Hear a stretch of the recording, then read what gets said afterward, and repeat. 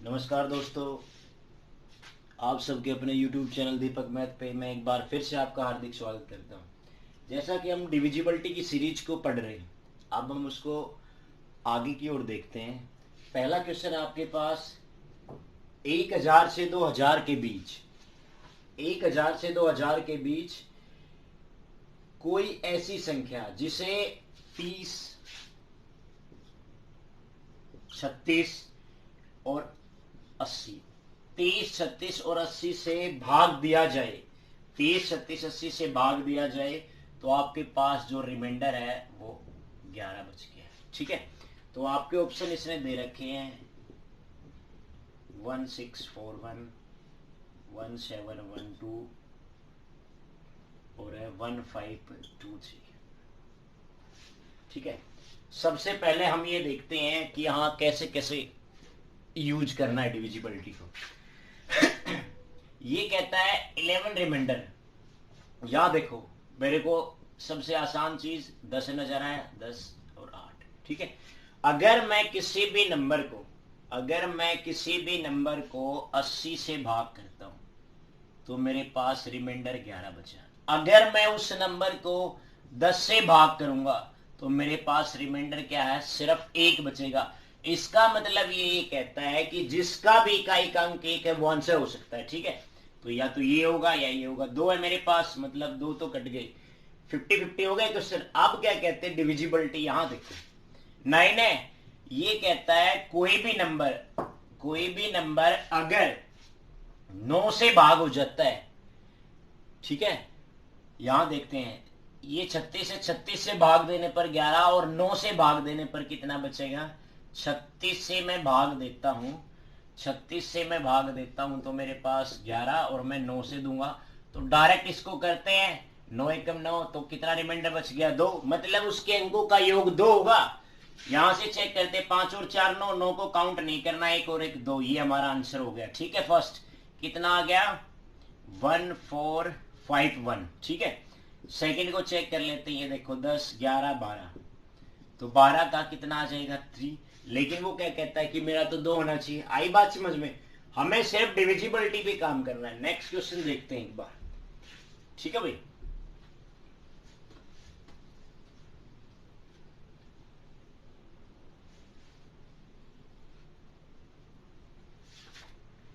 Second question क्या कहता है, सेम है बिल्कुल ऐसा ही।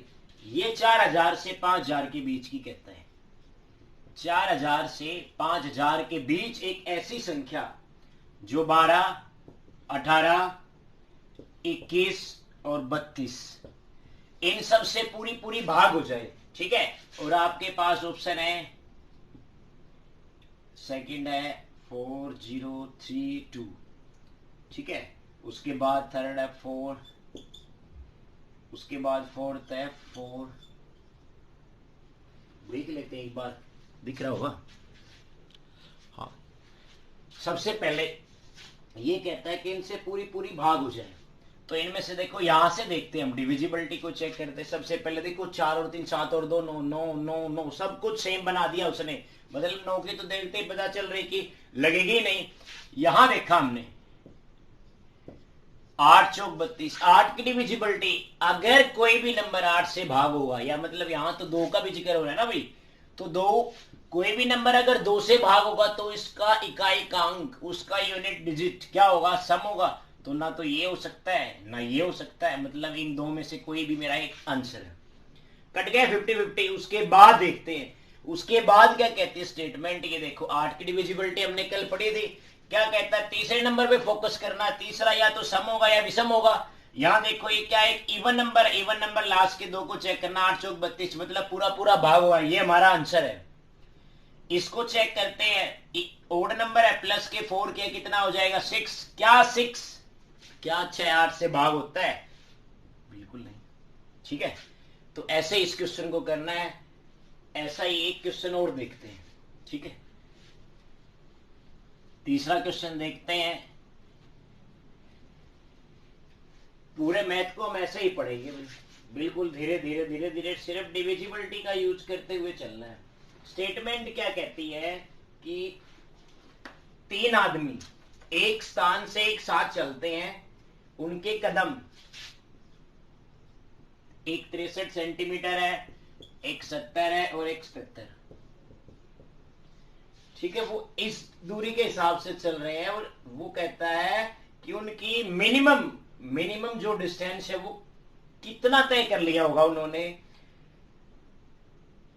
कि सभी उसी दूरी को पूरे कदमों में तय कर सके। ठीक है, यहाँ स्क्रीन पे नजर आ रहा होगा आपको एक क्वेश्चन, इससे आप देख के अच्छे से समझ सकते हैं। ठीक है, और इसने ऑप्शन भी बड़े अच्छे दिए हैं, 9630, 9360, 6930 और लास्ट है 6950। ये 4 देता है। ये सोचता है कि हम, पता है हमारे पास 3 तो हम नंबर सिस्टम में लास्ट डिजिट, चलो उनको बाद में देखते हैं, पहले डिविजिबिलिटी पे काम करते हैं। सबसे पहले मेरे को पता चला यहाँ क्या लगा, नजर आया भाई, ये 11 गुना 7, ये 10 गुना 7 है, ये 7 नीम 63 है। 9 को तो जिक्र है ही नहीं, सब कुछ 9 बना दिया उसने। ठीक है, सबसे पहले यहां देखा 10 मतलब तीनों का यूनिट सेम है। 11 की डिविजिबिलिटी भी मैं यहां चेक कर सकता हूं। 11 की डिविजिबिलिटी क्या कहती है, अल्टरनेट नंबर 9 और 3 12, फिर इन दोनों का सम कितना हो गया, 6 और 0 को जोड़ेंगे तो 6। इन दोनों का अगर मैं अंतर करता हूं, ये जो मेरा नंबर आया है ये मेरा 11 से भाग होना चाहिए। क्या हो रहा है, बिल्कुल नहीं हो रहा। ऐसा ही सेकंड, ये कितना हो गया 15, और 15 से 3 माइनस करूंगा तो मैं कितना हो गया 12, ये भी नहीं हो रहा। ये देखो 6 और 3 9, और माइनस के 9 कितना हो गया 0। ठीक है, और ये 6 और 5 11, 11 में से 9 माइनस करेंगे तो 2। देखो ये वाला मेरा आंसर नजर आ गया भाई। ठीक है, या तो आप ये लगा सकते हैं, उसके बाद 7 की डिविजिबिलिटी भी चेक कर सकते हैं। ये लास्ट के 3 से फर्स्ट माइनस कर देते हैं हम। लास्ट का 3 मेरे पास है 930। ठीक है, एक बार इसको रफ कर देते हैं, यहां से देखते हैं। देखो ये है लास्ट 3 है मेरा 930, इसमें से मैं 6 माइनस कर रहा हूं। ठीक है, तो यहां कितना बचा 4, उसके बाद 2, उसके बाद यहां 9। ठीक है, यहां से देखते हैं भाई, यहां देखते हैं ये 924 था। अब इसको हम 7 से डिवाइड करके देखते हैं। देखो 13 7 91 मतलब 910 अलग निकल गया, तो कितना बचा, मतलब 910 तो पूरा पूरा भाग हो रहा है, कितना बचा 14। क्या 14 7 से भाग होता है, जी हाँ बिल्कुल होता है। तो इसलिए क्या है, पूरी पूरी संख्या 7 से भाग हो जाएगी। ठीक है, नेक्स्ट क्वेश्चन देखते हैं, समझ में आ रहा होगा ना भाई। एडवांस अर्थमेटिक पूरा ऐसे ही करेंगे, फॉर्मूला फ्री।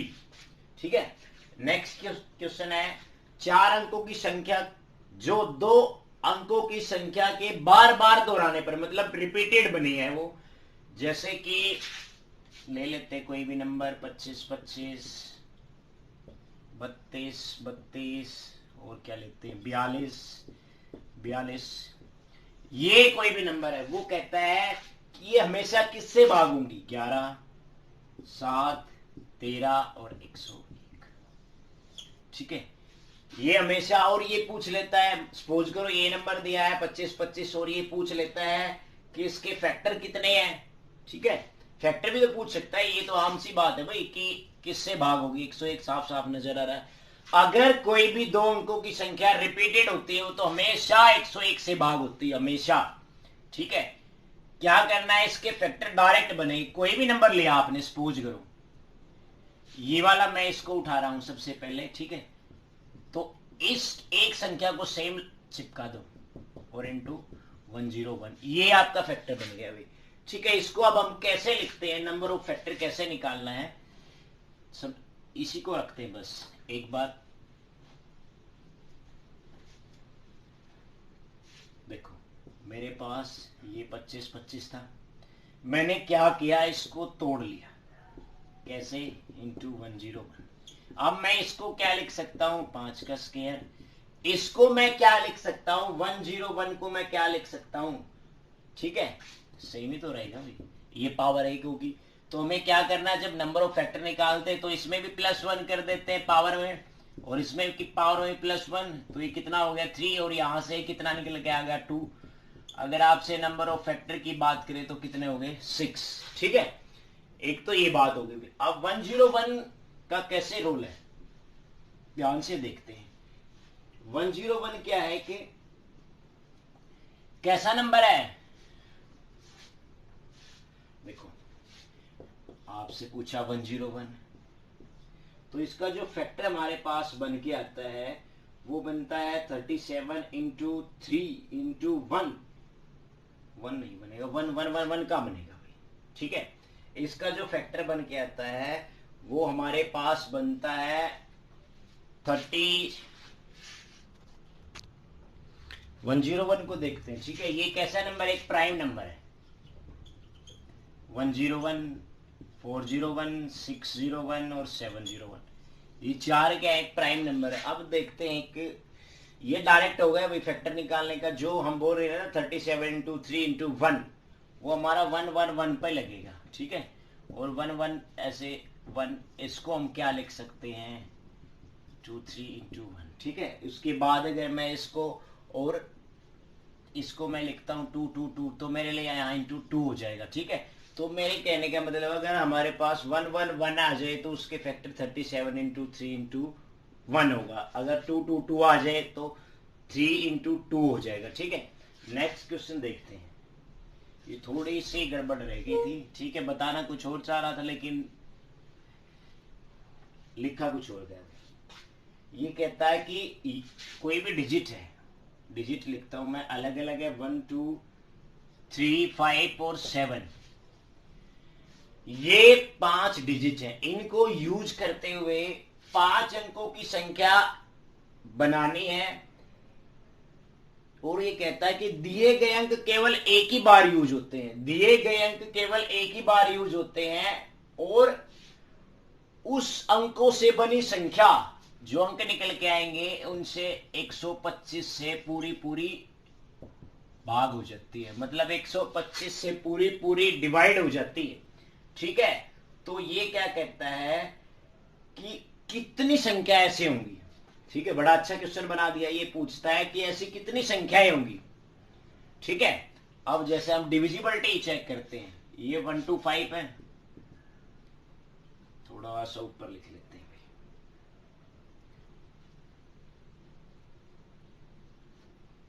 ये कहता है 125 से भाग होने चाहिए। 125 पहाड़ा लिखते हैं भाई, 250, 375, उसके बाद प्लस करेंगे 125, फिर उसके बाद फिर उसके बाद फिर उसके बाद फिर करेंगे तो ये मेरे पास एक पूरी टेबल आ गई है। ठीक है, लेकिन ये क्या कहता है कि मेरे पास 1 2 3 5 7 को यूज करना है, सिर्फ 1 2 3 5 7 को यूज करना है। तो देखो इसने जीरो का कोई जिक्र नहीं किया, तो जीरो मेरे लिए किसी काम की नहीं है। जीरो यहां भी है, यहां भी है और यहां भी है। इसने कहीं भी 8 का जिक्र नहीं किया तो 8 वाला नंबर भी नहीं बनेगा। इसने कहीं भी 6 का जिक्र नहीं किया तो 6 वाला भी नहीं बनेगा।